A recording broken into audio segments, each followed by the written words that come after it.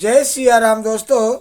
सुंदरकांड पढ़ना और सुनना बहुत ही अच्छा होता है।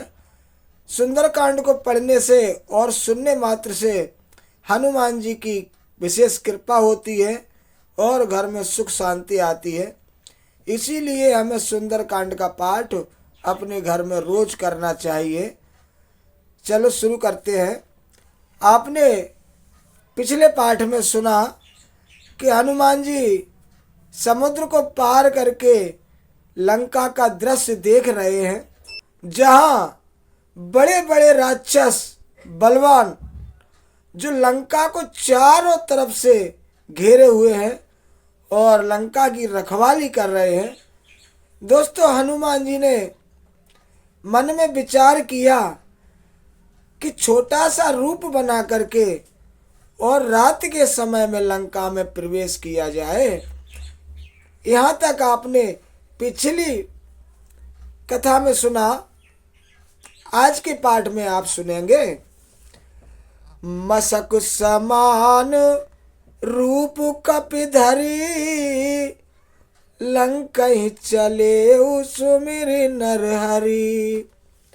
नाम लंकिनी एक निश्चरी, सो कह चले से मोहि निंदरी।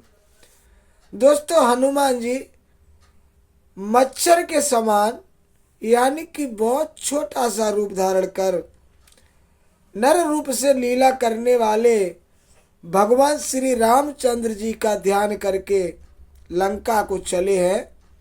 लंका के द्वार पर लंकनी नाम की एक राक्षसी रहती थी। वह बोली, मेरा निरादर करके तू कहाँ चला जा रहा है? जाने ही नहीं मरम सठ मोरा, मोर आहार जा लगी चोरा। मुठ का एक महाकपिहनी, रुधिर बमत धरनी धनुमनी।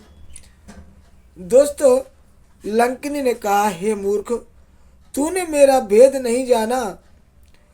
जहां तक जितने चोर हैं वे सब मेरे आहार हैं। दोस्तों, महाकपि हनुमान जी उसे एक घूंसा मारते हैं, जिससे वह खून की उल्टी करती हुई पृथ्वी पर लुढ़क पड़ती है। पुण्य सवारे उठी सोलंका, जोर पान कर विनय सशंका। जब रावण ब्रह्म बर दीना, चलत बिरंच कहा मोह चीना। वह लंकिनी अपने को संभाल कर उठी और डर के मारे हाथ जोड़कर विनती करने लगी। वह बोली, रावण को जब ब्रह्मा जी ने वर दिया था, तब चलते समय उन्होंने मुझे राक्षसों के विनाश की यह पहचान बताई थी। विकल होशित कपि के मारे, तब जाने सो निश्चर संघारे। तात मोरे अति पुण्य बहुता, देखे नैन राम कर दूता। दोस्तों, लंकिनी कहने लगी है कि ब्रह्मा जी ने वरदान दिया था और राक्षसों के विनाश की पहचान बताई। जब तू बंदर के मारने से व्याकुल हो जाए, तब तू राक्षसों का संहार हुआ जान लेना। हे तात, मेरे बड़े पुण्य हैं जो मैं श्री रामचंद्र जी के दूत को अपने नेत्रों से देख पा रही हूँ। तात स्वर्ग अपवर्ग सुख, धरिय तुला एक अंग। तुलनताय सकल मिले, जो सुख लव सत्संग। दोस्तों, लंकिनी कहने लगी, हे तात, स्वर्ग और मोक्ष के सब सुखों को तराजू के एक पलड़े में रखा जाए तो भी वे सब मिलकर दूसरे पलड़े पर रखे हुए उस सुख के बराबर नहीं हो सकते जो लक्षण मात्र के सत्संग से होता है। प्रविश नगर की जय सब काजा, हृदय राखी कौशलपुर राजा। गरल सुधार पु करहि मिताई, गोपद सिंधु अनल सिथलाई।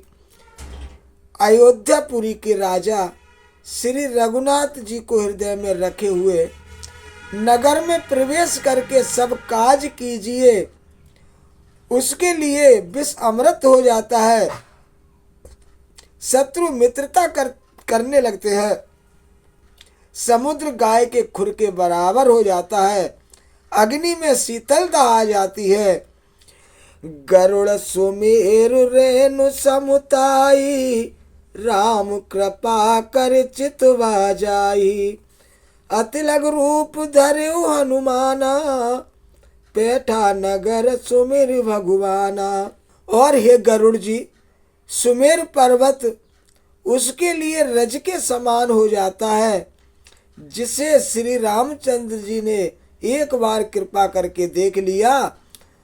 तब हनुमान जी बहुत ही छोटा रूप धारण किया और भगवान का स्मरण करके लंका में प्रवेश कर जाते हैं। दोस्तों, इसके बाद लंका के अंदर जा कर के उन्होंने क्या क्या देखा है वो कथा अगले पाठ में सुनाएंगे। अभी के लिए इतना ही। जय सिया राम, जय जय सिया राम।